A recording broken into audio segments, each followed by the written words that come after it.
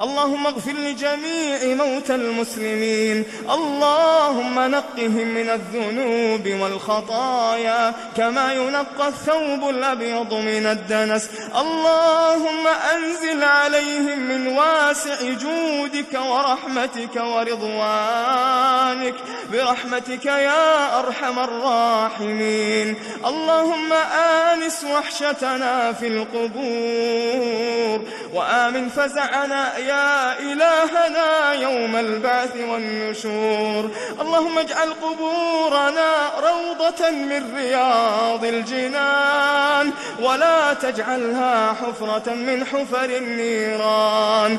اللهم هون علينا طول المقام بين يديك، اللهم هون علينا طول المقام بين يديك. اجعلنا يا إلهنا من أصحاب اليمين في جناتك جنات النعيم. اللهم اجعلنا ممن يأخذ كتابه بيمينه فينقلب إلى أهله مسرورا برحمتك يا أرحم الراحمين.